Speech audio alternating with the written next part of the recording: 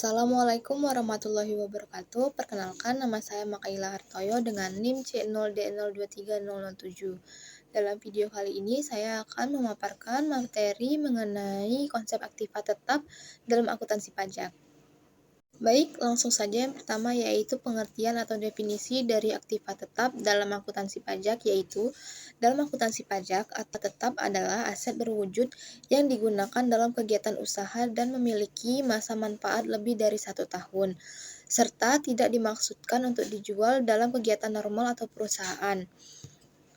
Aktiva tetap dalam perpajakan diatur dalam Undang-Undang Pajak Penghasilan atau Undang-Undang PPH Pasal 11 dan peraturan turunannya yang mengatur pengakuan, pengukuran, penyusutan, dan amortisasi aset tersebut. Bagaimana perlakuan, pengakuan, dan pengukuran dalam akuntansi pajak? Yang pertama yaitu 1. Pengakuan aktiva tetap. Dalam perpajakan, aktiva tetap diakui ketika aset tersebut dimiliki dan digunakan dalam kegiatan usaha atau menghasilkan penghasilan. Selanjutnya yaitu mempunyai masa manfaat lebih dari 1 tahun serta diperoleh dengan biaya yang dapat diukur secara andal. Kedua, yaitu pengukuran awal, yang dimana pada saat perolehan, aktiva tetap diukur berdasarkan harga perolehannya, yang meliputi harga beli atau biaya produksi, biaya pengangkutan dan pemasangan, pajak impor, biaya masuk, dan biaya lain yang berhubungan dengan perolehan. Jika aktiva tetap diperoleh melalui hibah atau sumbangan, maka pengukuran dilakukan berdasarkan nilai pasar wajar pada saat diterima. Ketiga, yaitu pengukuran setelah perolehan. Dalam perpajakan, aktiva tidak diperbolehkan untuk dilakukan revaluasi kecuali terdapat ketentuan khusus dari pemerintah. Misalnya, program revaluasi aset berdasarkan kebijakan fiskal tertentu. Oleh karena itu, nilai buku aktiva tetap dalam laporan pajak harus mengikuti nilai perolehan dikurangi akumulasi penyusutan berdasarkan tarif perpajakan.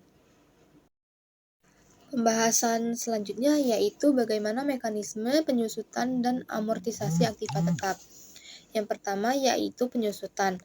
Penyusutan atas pengeluaran untuk pembelian, pendirian, penambahan, perbaikan, atau perubahan harta berwujud kecuali tanah yang berstatus hak milik, hak guna bangunan, hak guna usaha, dan hak pakai yang dimiliki dan digunakan untuk mendapatkan, menagih, dan memelihara penghasilan yang mempunyai masa manfaat lebih dari 1 tahun.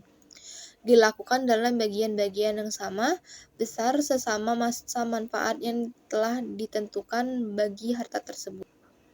Berikut tabel ini yaitu tabel tarif dan masa manfaat penyusutan fiskal, yang dimana kelompok harta berwujud terdiri dari bukan bangunan dan tidak permanen. Yang pertama, kelompok 1, masa manfaat 4 tahun. Tarif metode garis lurusnya yaitu 25% dan tarif metode saldo menurunnya 50%. Kelompok 2, masa manfaat 8 tahun, tarif metode garis lurus 12,5%. Tarif metode saldo menurunnya yaitu 25%. Kelompok 3, masa manfaat 16 tahun, tarif metode garis lurusnya yaitu 6,25%. Sedangkan tarif metode saldo menurunnya yaitu 12,5%.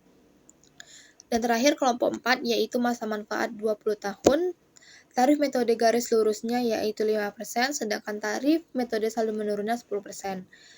Masuk kelompok kedua yaitu bangunan tidak permanen, yang mana tidak permanen masa manfaatnya 10 tahun, tarif metode garis lurusnya 10%. Dan yang permanen yaitu masa manfaatnya 20%, tarif metode garis lurusnya 5%. Kedua yaitu amortisasi.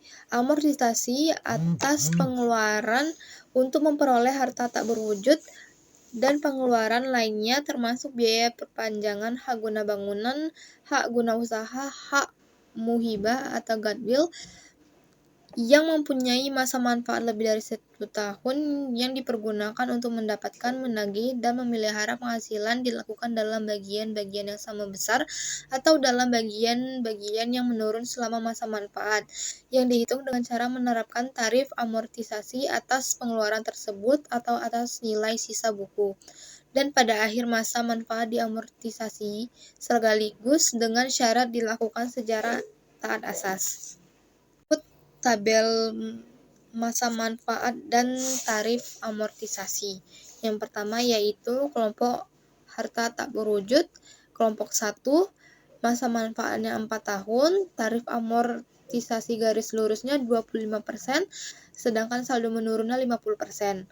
Kelompok 2, masa manfaat 8 tahun, tarif garis lurusnya 12,5%, tarif saldo menurunnya 25%.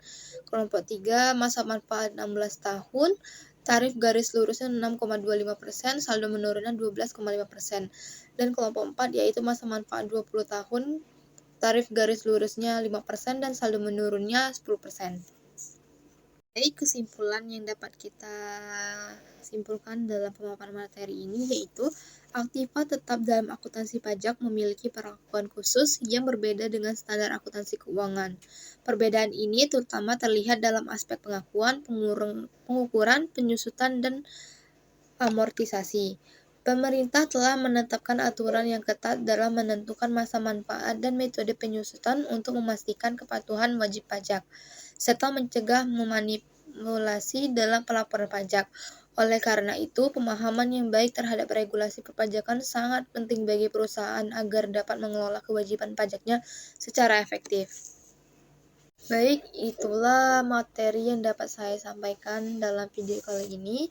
Saya memohon maaf jika ada kekurangan kata atau kesalahan kata.